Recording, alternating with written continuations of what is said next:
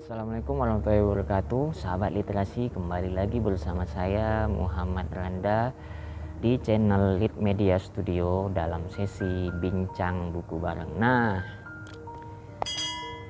kali ini kita akan membahas buku yang lagi hype nih, ya kan? Bisa terlihat nih di cetakan pertama bukunya itu Maret 2020. Oktober 2021 sudah cetakan ke-8. Nah, kali ini bukunya adalah ini ya, Osamu Dazai atau Dazai Osamu, yang berjudul Gagal Menjadi Manusia.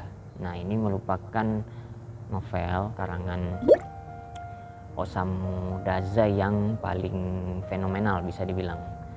Ya, yang bahasa aslinya yaitu Ningen Shikaku. Nah, yang terbit pada tahun 1948.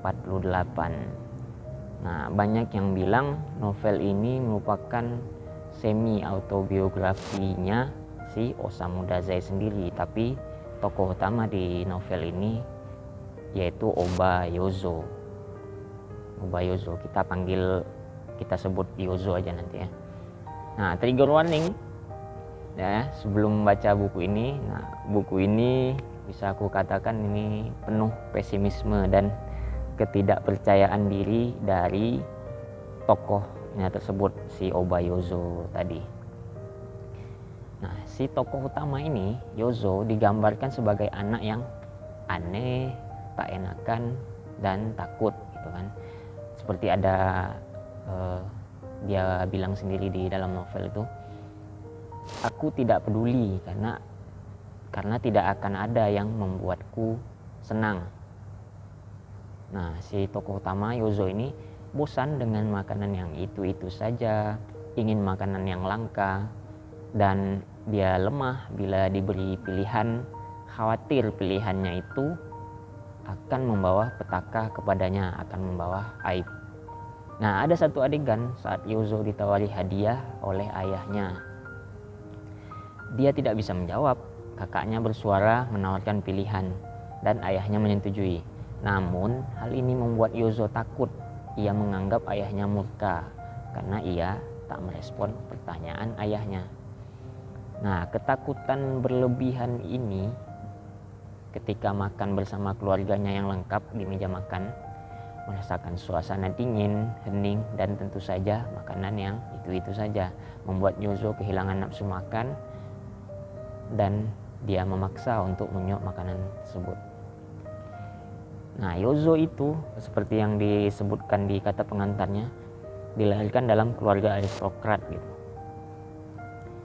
dan hampir tidak pernah mengalami kesulitan sedikit pun dalam menjalani hidup ya.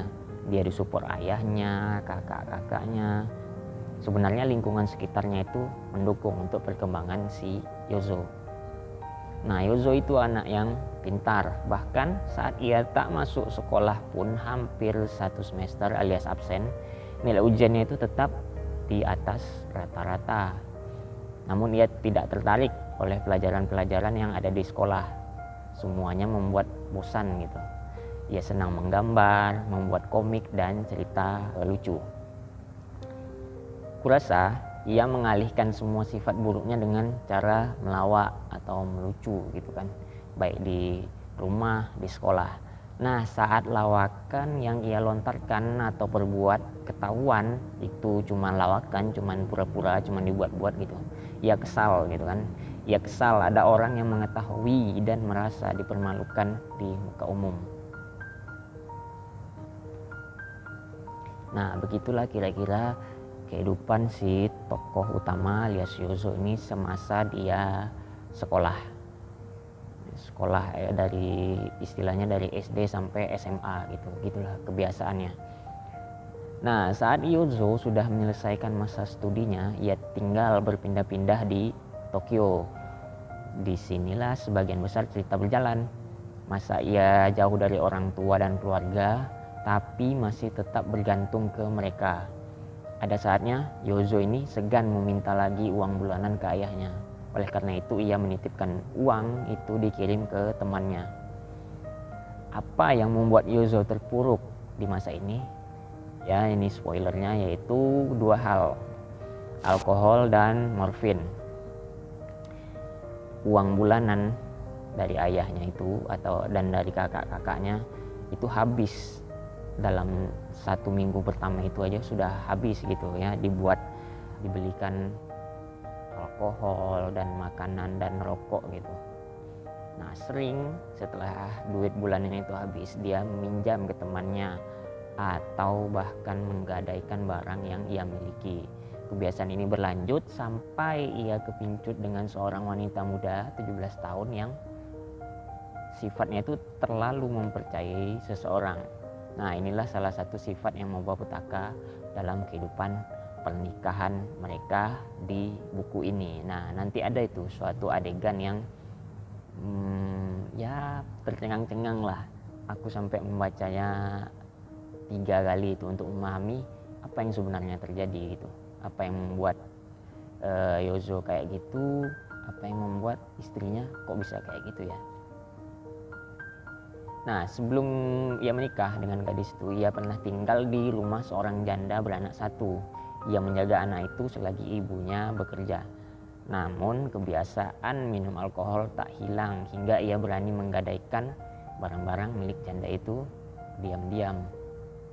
Nah, selanjutnya morfin, hal yang membuat Yozo tak kecanduan alkohol lagi. Ya, dia berjanji kepada temannya, kepada seseorang untuk tak minum alkohol lagi karena menghabiskan duitnya.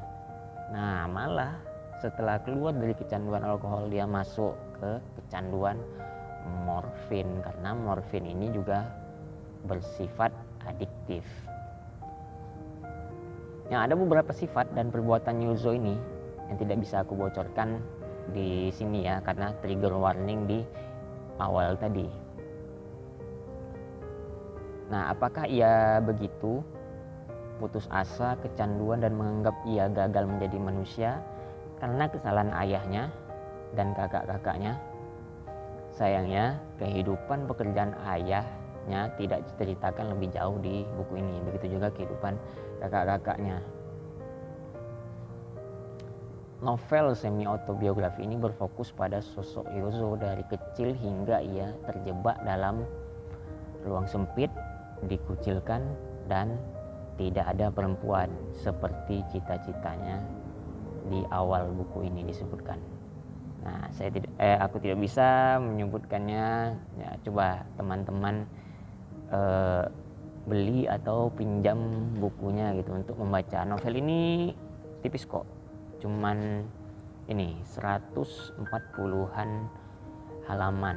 Bukunya cuma sebesar kertas A5 ya, harganya 40-an ribu kalau nggak salah. Bisa teman-teman cari di marketplace bagi yang ingin membeli. Nah, sekian dulu dari saya. Bagi teman-teman yang sudah baca, coba share pengalaman apa yang kalian dapat setelah membaca buku Osamu Dazai yang berjudul Gagal Menjadi Manusia ini. Oke, sekian dulu dari saya. Assalamualaikum warahmatullahi wabarakatuh.